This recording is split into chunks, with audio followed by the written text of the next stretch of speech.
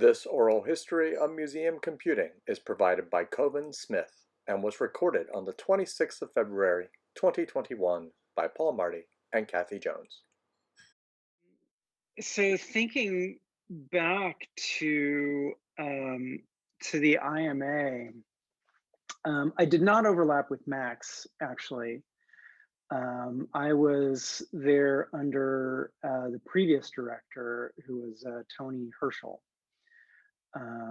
who was he was there. I want to say for about 3 or 4 years. He sort of planned he was part of the planning for the new building, and he left shortly, kind of before the new building at the IMA opened. And then I was there for a few more months and then left, and Max came on later. But so, which also means in a strange way, I kind of did and did not overlap with Rob Stein. So I'm not sure if you've talked with Rob or Yvel or any of those yet. Okay. So I mean, I think a sort of unsung hero of early museum technology that probably doesn't come up that often actually is Rhonda Winter, she was the IMA's first, I forget what her title was, if it was chief technology officer or something like that. But previous to that point, the IMA had basically had, like, in effect, like two help desk guys, and uh, and then, like, I was the collections database administrator, so I worked in the registrar's department. That was pretty much it as far as technology goes at the IMA in those days. And so I was hired there in 2001 or 2002, sorry. um, Rhonda came on later, and she was a very deliberate hire for the museum. It was clear, based on sort of what I'd been doing and some of the other work that was happening, that the IMA needed to make a sort of personnel investment in technology that had never really done before. Which seems, I mean, this seems so sort of small ball in light of what came later, but so, I and others sat in on a committee to evaluate possible hires for what became Rhonda Winter's position. It was chief technology officer, like I said, or whatever. One of the people who advised us on that was Len Steinbach, who was at that time still at Cleveland. So that was my first time meeting Len. And he was kind of like, because I think everybody at the IMA was still thinking in very kind of rigid, conservative, like, well, we need somebody who knows how to, like, install servers. Like, they were thinking very much. And Len kind of came in and just was very much Len for 2 hours or whatever it was, and just kind of blew everybody's minds. It's like, no, no, no, no, you're thinking about this all wrong. Do this and do this, And Len and I have stayed friends ever since then. And that it's funny to think. I actually went to Obama's inauguration with Len and Nancy Proctor and Titus and my wife Madeline. But so Rhonda came in and really just kind of aligned the whole thing. A lot of these sort of disparate efforts, things that we've been doing, and that I had been doing with very little support, and other areas where it's like, curators were asking, well, what if we did this? And conservators were like, well, what if we had a little database for our stuff? Like, what would that look like? And Rhonda really kind of aligned those things and put a real sort of management methodology behind it that had never been there before. And so, as part of that, she actually also started reaching out to other partners. And one of the partners she reached out to was at IUPUI, Indiana University, Purdue University, Indianapolis, where Rob Stein was there at that time. That was my first. So my first time meeting Rob, he was, just like I don't know I don't remember exactly what his role is, but he was basically running a sort of, advanced projects lab. That was my first time ever experiencing, like, haptics technology in person, and, some of the, like, what we then called ultra high def monitors, which, is probably worse than the monitor I'm using right now. But, and so, Rhonda, um, when I had lived in New York before and then moved to Indianapolis to get married. And then when I got divorced, I decided, that I wanted to move back to New York. I was thinking about it.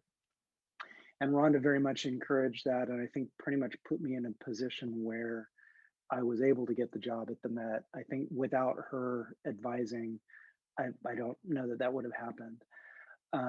And so when I left, that freed up an open position for Rob to be hired, which is not to say that Rob was a replacement for me in any way. Rob's skills obviously are self-evident, but uh, but so I like to joke with Rob that it's like, well, I mean, you wouldn't even be in museums had I not decided to leave Indianapolis, which is like sort of in a weird way kind of true, but probably it seems inevitable that Rob would have found his way in one way or another. But yeah, Rhonda made great hires because she hired Yvel, there also Daniel Incandela, who has since left the museum field, but was very important for the IMA in those early days. And really kind of put me on a professional path. I think without Rhonda, it's pretty likely that when I moved back to New York, I might have left museums altogether. Yeah, I think I feel like I always want to kind of lift Rhonda up whenever I can. She's the sort of person that those of us who were sort of in Indianapolis at the time know how important she was for what later came to pass at the IMA, the Children's Museum, and then subsequently other places. But I don't know that her role is really well understood outside of that. And she's just great. And I think she's living on her farm now and riding horses all the time. And I hear from her occasionally. It's great. Trying to think of sort of, sorry, I'm telling you more of a social history than a sort of technical one. I don't know if that's is or isn't what you're looking for, but. Well, that's great because it helps shows the connections between people too. And I don't think I ever met Rhonda Winter. I was just looking her up, and thank you for pointing us in that direction. Sure. Yeah, she was only at the IMA for, I mean, a relatively short time. I think she was there for maybe 5 or 6 years, something like that. But I mean, she was incredibly impactful during that time. Like, I don't think you would have had IMA labs had Rhonda not been there. I don't think the groundwork that was laid prepared the way for IMA labs. She didn't start IMA labs, but I don't think that any of that infrastructure would have been there were it not for her. She just made great choices. Right. Oh, and I really don't mean to interrupt, but I just wanted to say that, this is fantastic for putting a human face on these technical labs, Yeah. right? Because it's these connections that cause them to build. And you mentioned Rob Stein. I had to look up where he was at IUPUI. He was assistant director of their visualization lab. So The visualization lab, that's right. Yeah. right. So he was doing all this image visualization work, which of course leads neatly into museums. But I'm sure, as you say, if he hadn't had that connection to IMA, he wouldn't have made that jump.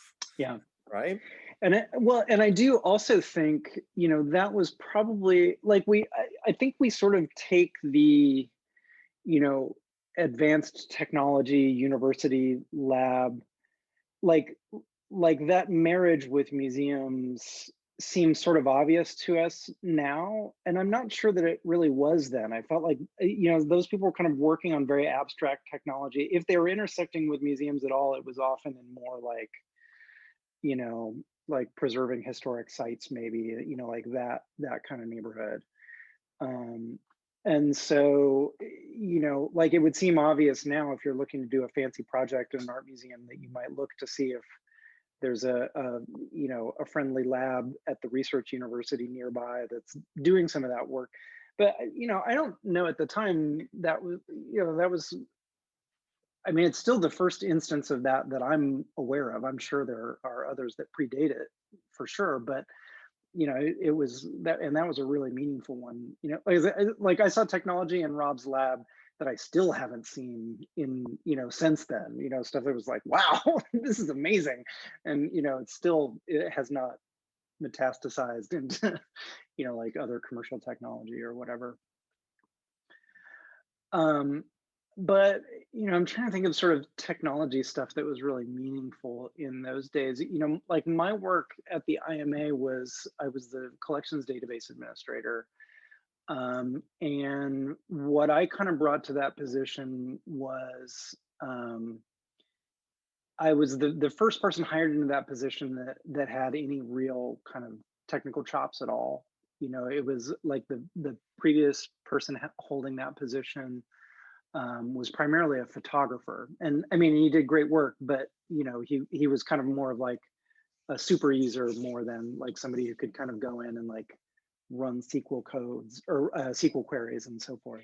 But yeah, so when I came into that role, sort of without realizing it until later, I was really kind of like the first content focused technology role that the IMA had. Because that was really, I wasn't in there just sort of installing stuff and whatever. Really, I was working directly with the museum's, most important content. And like a lot of museums in those days, they'd been through 2 or 3 other collections management systems before they were the one before Argus, which they were using at that time. And so there was all kinds of just like data all over the place, really not normalized, not aligned with any kind of controlled vocabularies or anything like that.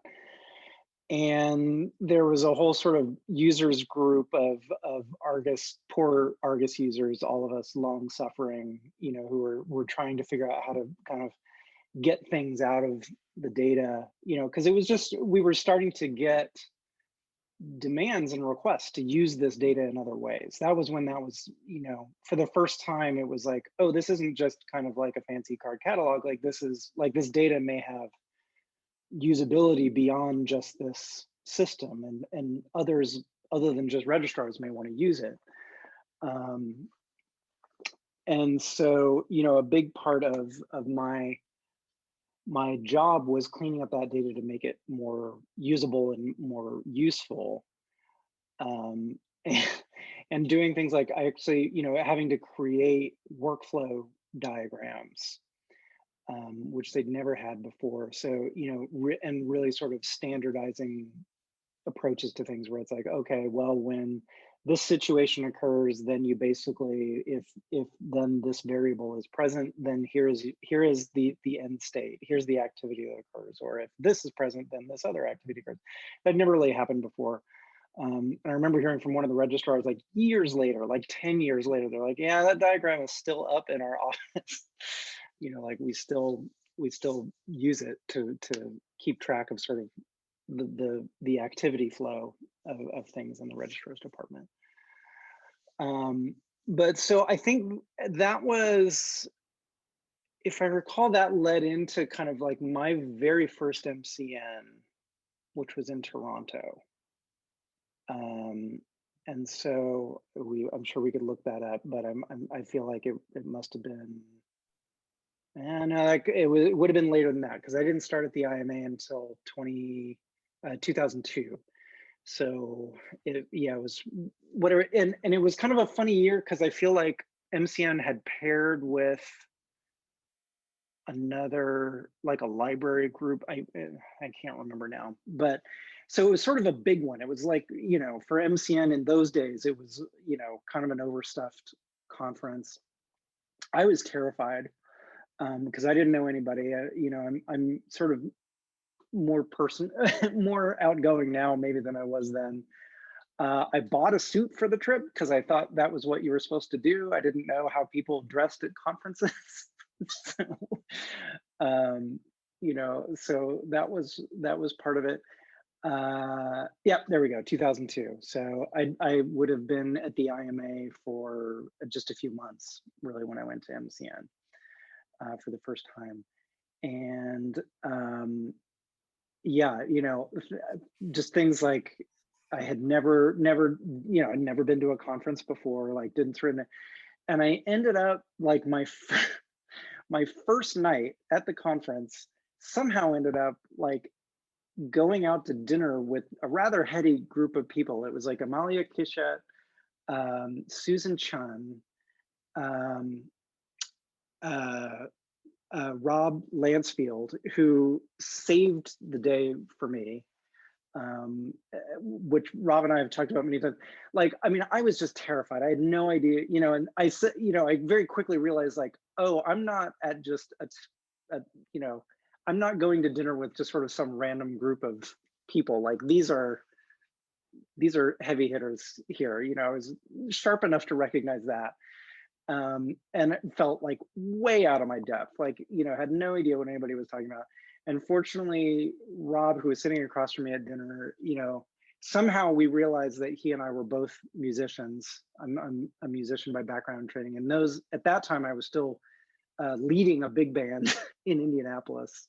So I'm sure I was happy to talk about that with Rob. And it was just like, oh, Rob was a total lifeline and like got me through that evening and to a certain extent through the conference. But yeah, I had been posting on the Argus users group because I was using Perl to normalize data and get data out of Argus and sort of mess with it and then get it back in, which really nobody knew else. I don't even know if anybody at whatever company it was that was running Argus in those days. I don't know anybody in there even, like, when I would send them questions, they were like, I don't even know what you're talking about, and okay. But so I had a tiny degree of notoriety from that, so that it was like I could meet other Argus users at the conference, and then that sort of was like my crew for the rest of that conference. So I got through it that way.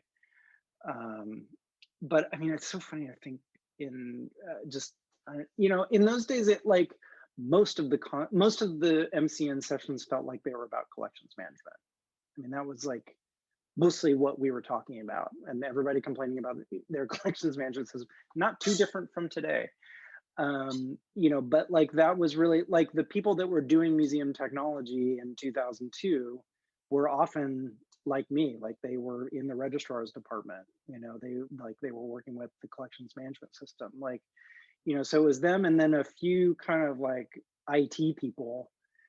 And and you had people like Jennifer Tran and David Behrman were there, and Susan Chun, who were a little bit more high level. But I mean, the stuff they were thinking about was sort of well outside of what a museum like the IMA in those days could even conceive of doing.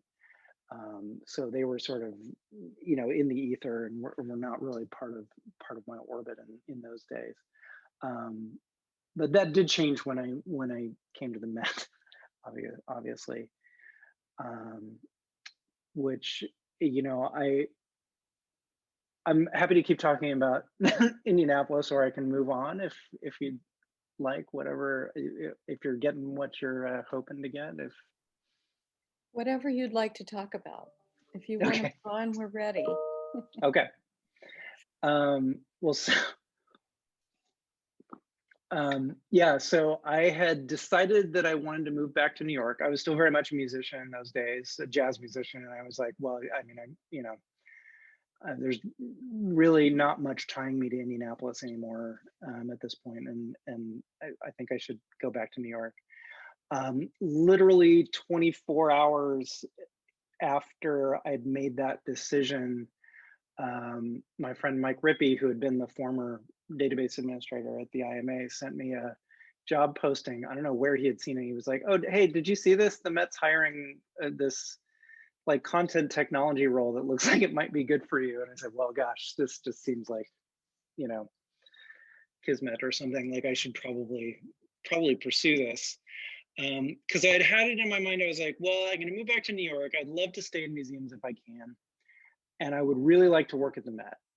I don't know why I thought that. I don't know that I'd ever even been to the Met at that point. I had no real reason. I'm not sure why I thought that, because like MoMA was kind of my, if I was in New York, like MoMA was my museum. So I think there seemed like something that was just sort of an interesting challenge about the Met, maybe, but I don't even think I fully understood quite the position that the Met occupied within the museum community writ large. I mean, I knew it was big, I knew it was important, but I don't think I understood that it's like, well, this is this is it, right? If you're in art museums, but um, which I've since acquired a degree of cynicism about that, but I didn't have that yet then.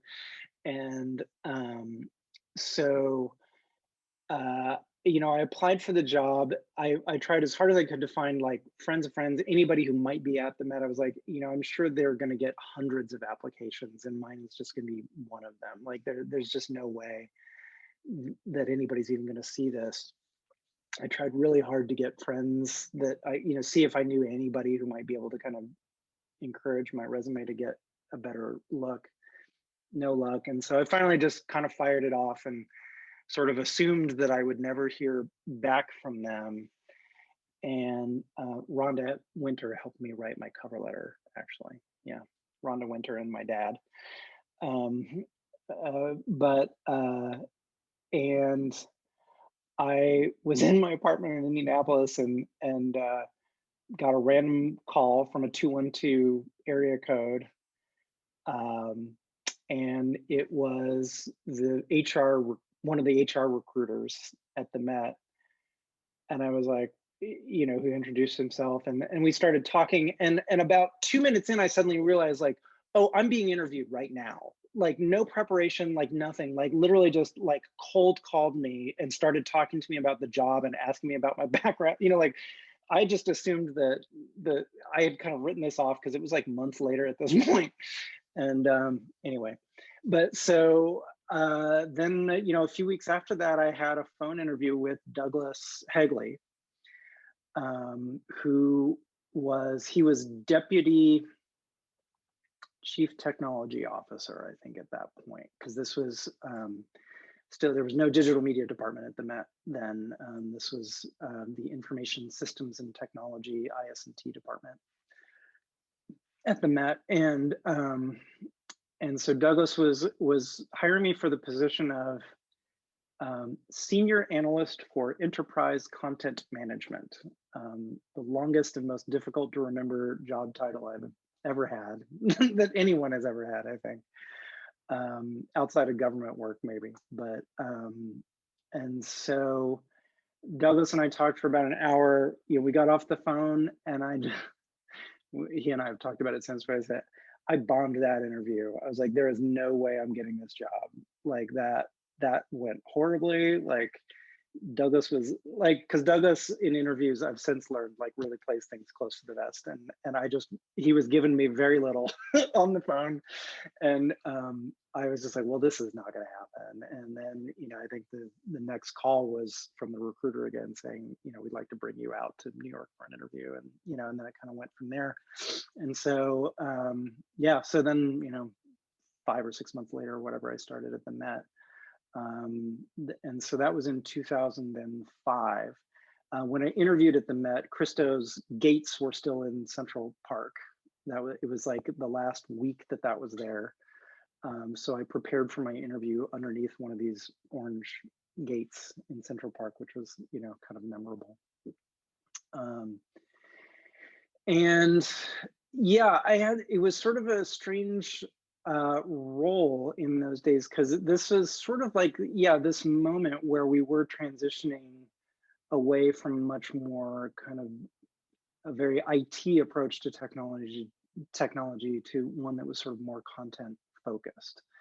And I think that was a big part of the reason that my resume probably floated to the top, is I was probably one of the few people who applied who had some actual coding expertise. I mean, that's not really my background or my expertise, but I had enough, like like I could write SQL queries and I could do Perl scripts and things like that, but who had that ability, but also domain expertise in museums and working with collections data, which was very much kind of at the center of the role as Douglas had envisioned it. And so, I was definitely a very early hire for the Met in that regard, in that it was very explicitly like, you're not working with hardware and installing software. Like those are not going to be any of your quote unquote duties as assigned. Like, my role was really very content focused. And And later on, sort of the domain of that role expanded somewhat.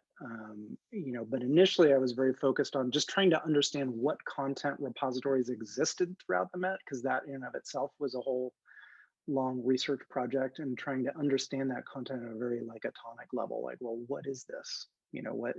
Oh, you've got yet another FileMaker database over here. What's in that?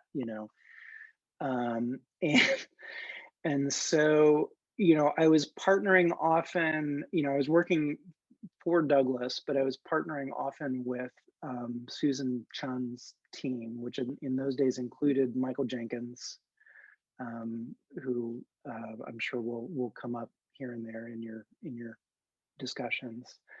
And Jeannie Choi was, I can't remember if she was, I think she worked for Michael Jenkins at that time. And then, later when Michael left, Jeannie was elevated into that position. And, so one of the very first projects I became involved with there was the Steve project, which, so I think I had been at the Met for only a couple of months, and I was invited out to this convening at Grindstone Island in Canada. I had to get a passport for that because I'd never traveled outside of the United States. Well, I'd been to Toronto once for MCN when you could still do that with a birth certificate back in those days. But so I had to very quickly get a passport together to go to Grindstone Island. And, it was another one of those things where I was, once again, feeling, very out of my depth, like here, because that would have been the first time that I met Bruce Wyman. So it would have been, and Douglas didn't go. So it was, I was sort of without my supervisor there. I was kind of untethered, but Douglas, or I'm sorry, Susan Chun was there. I had invited Matt Morgan, who was then at Brooklyn Museum, was head of tech at Brooklyn Museum. Shelley Bernstein was working for him at that time. I didn't know Shelley yet then. And there were several other people I'm trying to remember, but and David Bierman and Jennifer Tran. And so, the whole focus of that meeting, Grindstone Island, the Steve project didn't have a name yet. The name came out of that meeting. I think it was probably Bruce who just suggested, like, let's just call it Steve. Let's like not have it be an acronym that actually stands for anything, because that will be funny. And somehow that kind of stuck because we couldn't really come up with a better name than that. But so what I was, hey, there we go. Wow. See, we didn't have those yet. I think those buttons came to pass after I was off of the project. I don't think I was even on the project anymore by the time we had those, but I mean, very much kind of early days, this notion of, that, well, one, accepting user submissions of any kind was still just, I mean, kind of unheard of, certainly in the museum space in those days. So I mean, the technical infrastructure for that didn't exist. The sort of like the notional infrastructure for it didn't exist. Like you didn't have people that even understood what that would be, but so it was one of those things where like even kind of public comments on web pages was still, not a new thing, but it wasn't something that you just sort of, that everybody kind of intuitively understood. Like the idea that you would even have a sort of submit button on your website was still kind of like, and I attribute this idea like entirely to Susan. I mean, Susan really kind of just like, she had a vision. She was like, we have this problem where, all of the data, the metadata around objects is from a curatorial perspective. So like it might literally tell you everything about the object except what it depicts, and in fact, in some cases, like we had a couple of use cases where the curator actually did not know like what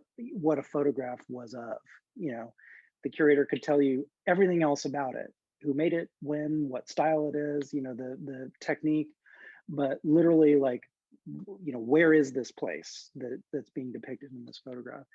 And it was, Susan's insight that, well, we might not know, but somebody probably does. Somebody might look at that building and say, oh, I know exactly where that is and what that place is called, or, what kind of car that is, whatever.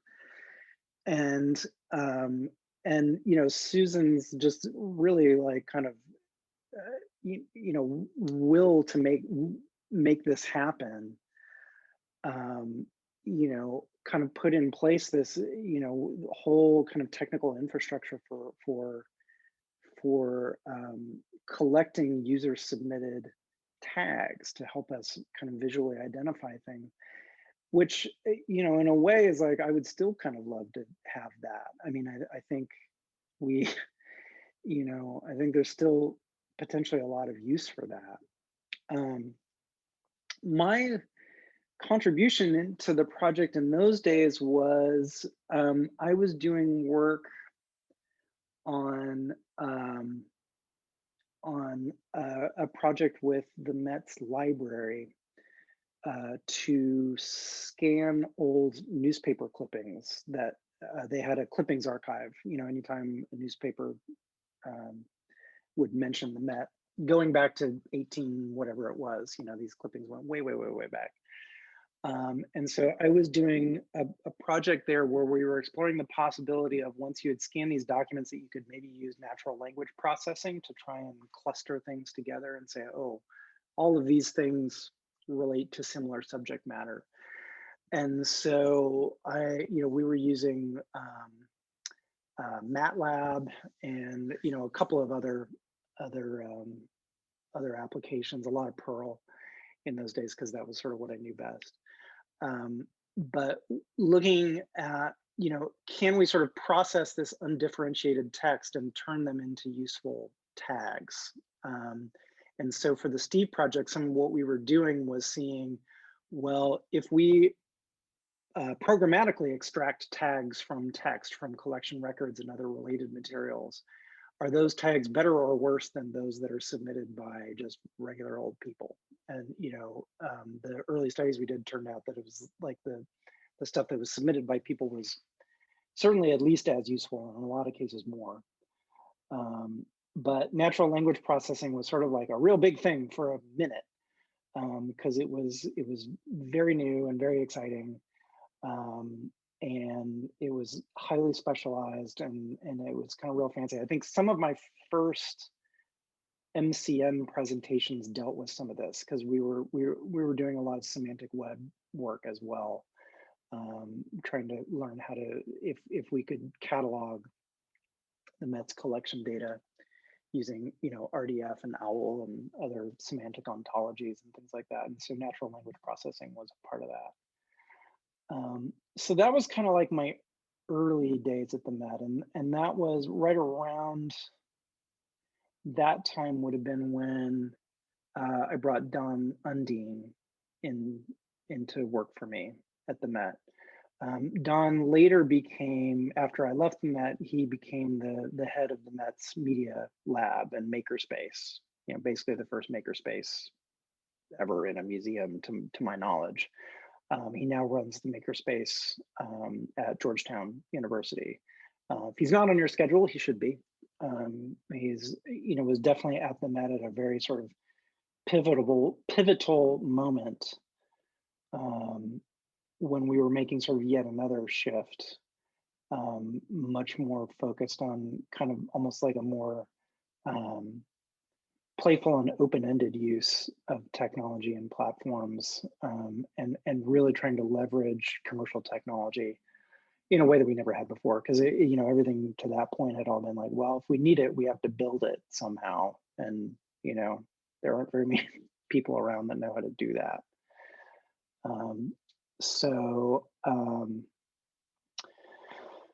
Yeah, and then towards the tail end of my time at the Met, my last couple years there, which is, so this would have been 2007, 2008, around in that neighborhood. We started, after kind of really working on the curators there for years, we started getting requests. And when I say we, I mean like the sort of team that was underneath Douglas, which eventually I ended up kind of running that team, but at the time we all just kind of reported to Douglas. We started getting requests for actual interpretive technology to go into the galleries themselves, which I can't emphasize enough how controversial that idea was at the Met at that time. I mean, the Met's curatorial divisions, with some exceptions, being highly conservative, and some like making very bold pronouncements. There will never be computers in our galleries. That sort of thing. There was a lot of that going on. So the first real kind of meaningful one was a request from the Greek and Roman department. Their galleries have been closed for renovations for years. And part of the reopening or the renovated galleries was going to be a study gallery, open storage, basically. And they came to us because they realized like they had more objects that they needed to show in there than they had space to identify them with any kind of physical labeling. Like there was just too much, I mean, they had like cases filled with hundreds of pottery shards or coins and things like that.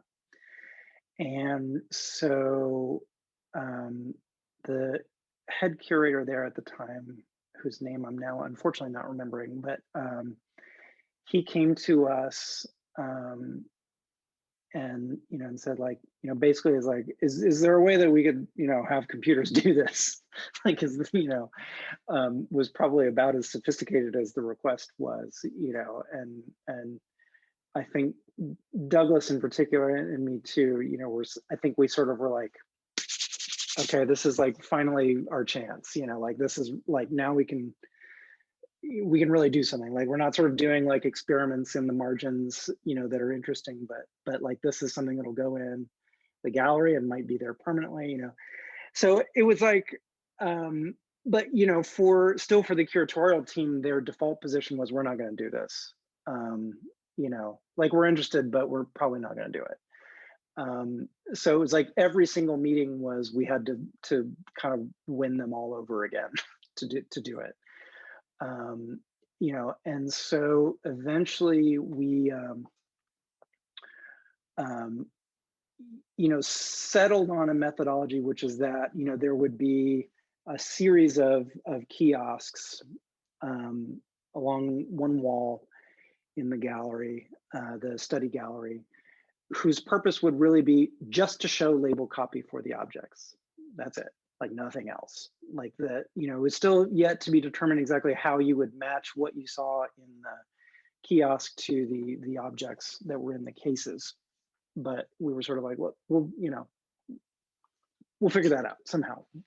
And I think Douglas and I both at all times were trying to sort of push for more, trying to push these things to do more, to try and get more stories told, or more imagery, more, and the curators were really like, they, in effect, they kind of said like, look, you guys are on real thin ice with us, and so it's going to do this and it's not going to do anything else, and that's it, And so I think that was maybe my first time doing, like, having to issue an RFP and all this, like, so we finally identified Potion Design as our partner. This was one of their first, it was a real early project, and if not their first museum project, like definitely like maybe their second museum project, and now they mostly work in museums, but this was still pretty early. And I think Potion Design was still then basically like the two founding partners, Philip Tiongson and Jared Schiffman, and then like the occasional contractors who fortunately for a while included Eddie Opara, who's now at Pentagram. So if memory serves, it was actually Eddie who did the visual design and language for the kiosks, which, in hindsight was like, man, we got lucky, that we were able to get him. And so that was my first time really doing like, and they were designed to be permanent, these kiosks, which was also new. In fact, they're so permanent that they are still there. If you go into the Met's Greek and Roman Study Gallery, they're still there. They still work, which is a testament to how hardy we built these things. But that really involved, like, we were working with the design team, and to actually like fabricate the enclosures, which this was all stuff I'd never had to think about before. It was like, well, where are we going to vent the heat from these computers? Like we had like small form factor PCs that were in there. And so we had to think about venting and all that, and what they were going to be fabricated out of. We had to think about what materials we could use, because we were using Wi-Fi actually to get data to these machines, which was, I think it was the first time the Met had ever really done anything like that. So there were certain materials that the IT team was testing out, like, well, we can't have plywood because the signals don't travel through it. So, we ended up using metal, and, yeah, it was nuts. All the while still trying to satisfy the curatorial team, but then, and then working with potion design on the actual technology of it. But, we were drawing from the collections management system. This is also the first time that had ever been done. Anytime, not the first time it had ever been done anywhere. It was the first time been done at the Met, where we were really using collections data in a way that it had not, it was not just record keeping. Like, we were taking that data and really putting it out for public consumption in a way that was very new. And so, yeah, I mean, I remember the last 2 weekends before the galleries opened, I was working Saturdays and Sundays for 12 hours a day, making sure these things were ready. We had no remote desktops. So when I would make changes to the data, if we would discover anomalies in the data, I had to physically run down from my office on the 3rd floor to the Greek and Roman galleries on the 1st floor, which is, it's the Met. So that was like a good half a block each, or a full city block probably actually each way. So I'd check and see if the change I'd made had shown up, and if it did, then great, but if it hadn't, then I had to go back up and make a change on my computer and then come all the way back down. And, it was, it was just, so, I mean, I was there for hours, and most of that time was just walking between my desk and the kiosks. But they launched, they worked, they still work, which just, I mean, is stunning to me. Like, the last time I was at the Met, I expected that at least one of them would be blue screening or off, and it's like, no, they were all there. They were all running. There's, I think, 5 or 6 of them. I forget. But yeah. So yeah, that, and then that kind of, I think the success with that project really led to then, a much more expansive interpretive technology installation in the Met's American wing, which was also under renovation around that same time. And so, that involved Carrie Rabora Barrett, who later became, several years later, deputy director of the Met. And we worked with the small design firm on that project. And Douglas was very much more actively involved. Douglas probably has more insightful things to say than me on that. But I think that all that stuff is still there. And that was that was like, we were doing months of research into touch sensitive enclosures and preparations for these big iMacs, because there were no iPads yet in those days. So, and we knew we wanted these to be touchscreens. So we finally landed on these, big old, the sort of first generation of desktop iMacs where the whole thing was in the screen. With like this, special treatment over the top of them, and then like a thing around, I didn't even remember how it all worked. But, I mean, like, there was something sort of just um, you know, we were really kind of figuring it out as we went. Like there were just no, it wasn't just sort of like, well, you want to have some sort of screen in the gallery. It's like, well, let's buy 15 iPads for that, and then we'll put the software on there. It was like, just even deciding like, well, what is the screen going to be, and how is it going to be too heavy to sit on the rail? Yes, as it turned out, and like, how are we going to facilitate touch interaction? Because that was sort of something that the curators has said, like, really don't want to have keyboards in there. If we can not have keyboards, let's not have keyboards.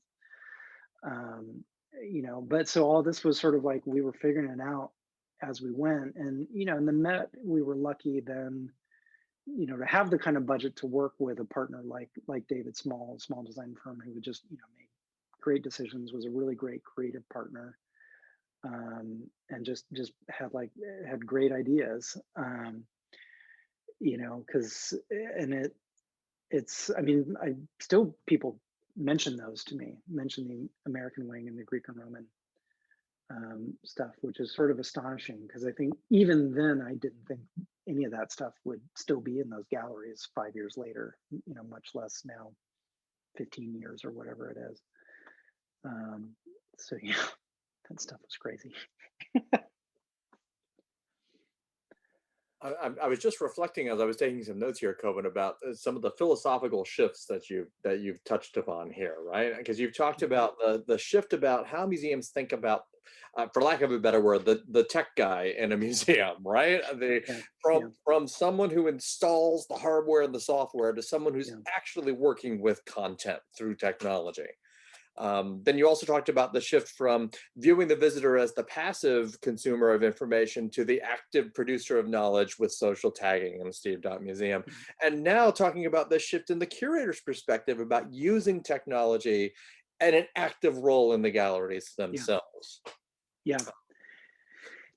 And I mean, I think the degree of that shift became much more apparent to me when I took over for Bruce Wyman as director of technology at the Denver Art Museum.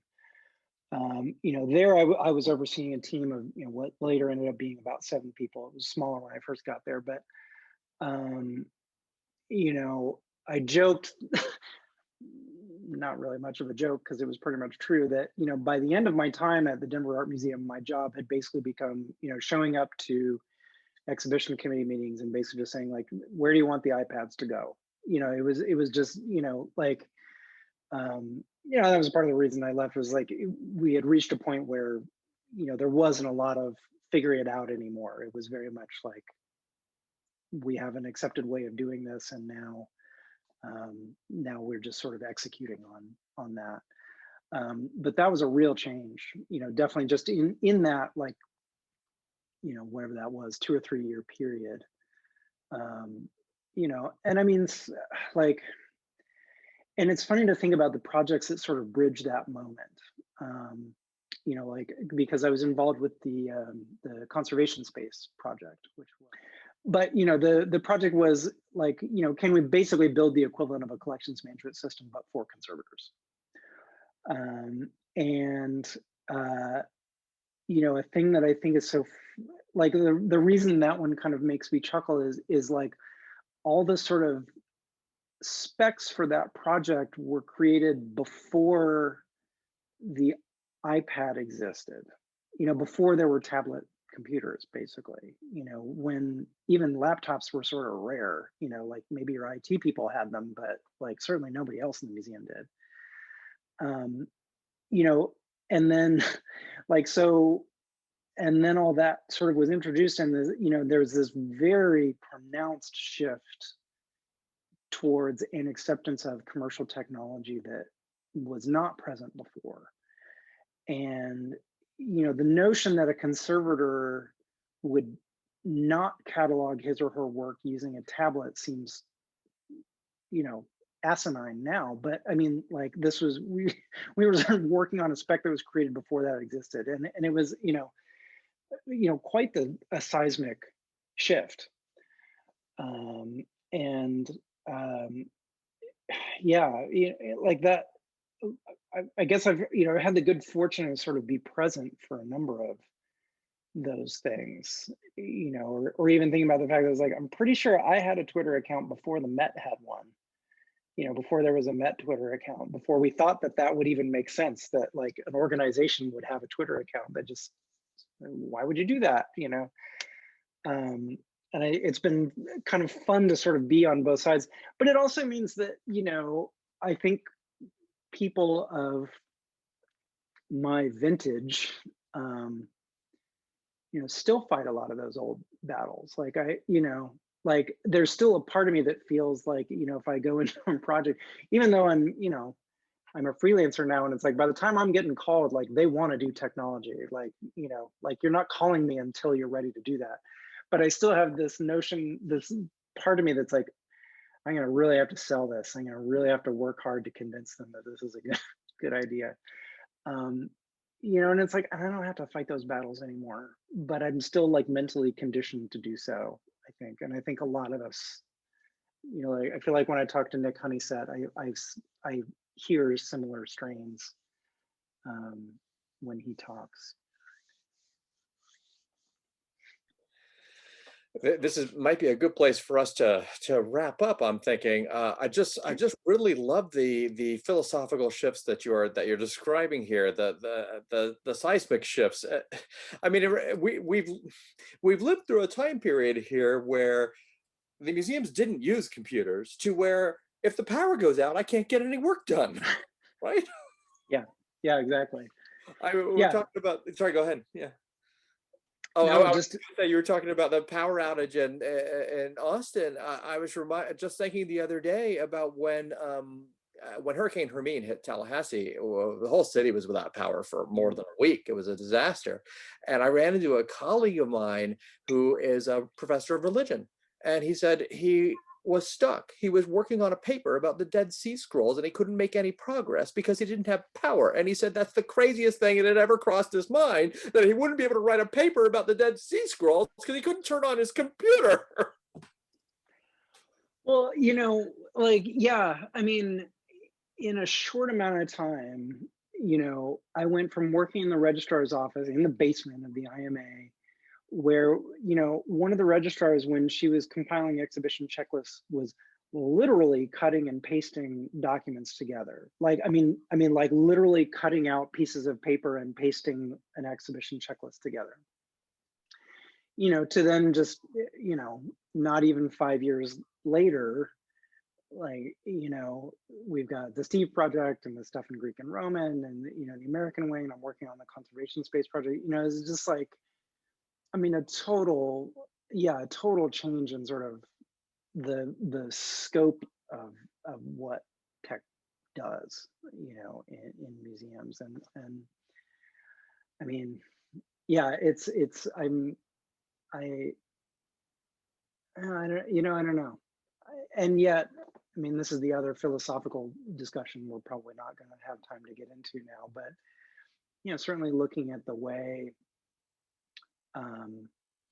technology staff in museums have, in a lot of cases, after unfortunately frontline staff, like, we've been some of the first to go, when the layoffs were announced.